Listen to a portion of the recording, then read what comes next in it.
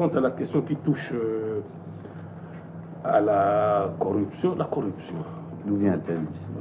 Oui, mais ce n'est pas un mal propre à la République du Zaïre ou aux seuls Zaïrois. C'est un mal qu'on trouve partout, dans n'importe quel pays au monde, même chez vous. Qui nous a appris la corruption? Je crois que c'est vous autres. Je vous parle ici franchement. Qu'est-ce que vous appelez corruption?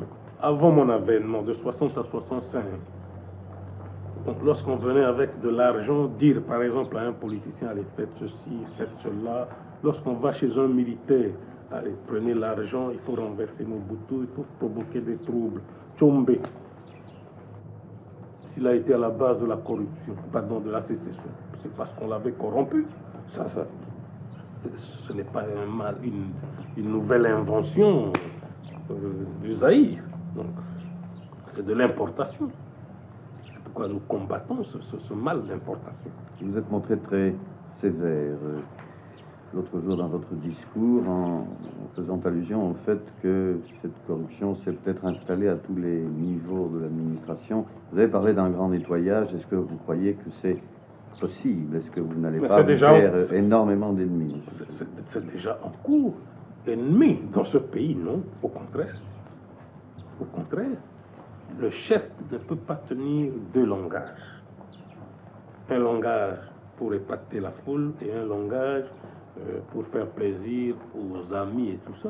Mais les ennemis, à partir du moment où ils ne sont pas dans le peuple, à partir du moment où le peuple est sain, c'est ça.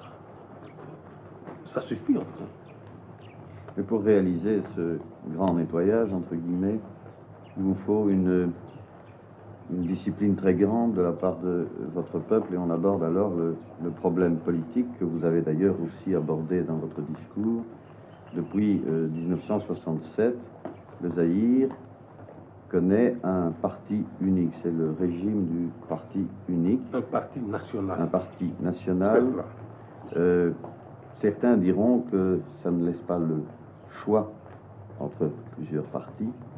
D'autres diront que c'est une formule qui est la plus valable pour instaurer la stabilité politique au Zaïre.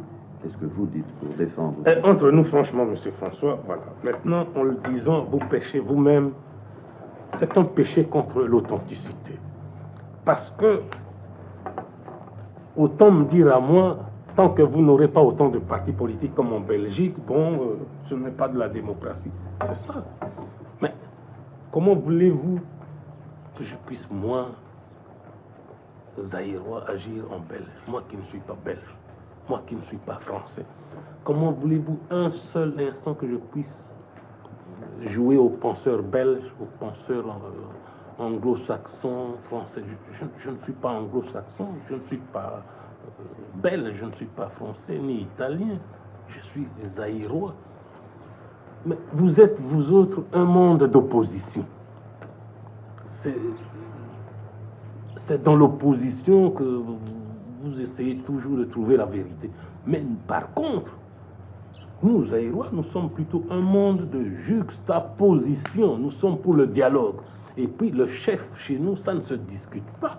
Vous nous avez colonisés. Citez-moi un seul village, et Dieu seul sait si on a des millions. Un seul village où il y a deux chefs. Un seul village où on vous dira, voilà, au milieu, la grande maison, c'est la maison du chef de la majorité. Au bout du village, c'est le leader de l'opposition. Ça n'existe pas. Ça n'existe pas. Ce n'est pas dans nos traditions. Deux chefs. Je l'ai dit dans mon discours. Deux têtes sur un seul corps, c'est déjà un monstre pour nous. C'est un luxe dont on ne veut pas ici au Zaïre.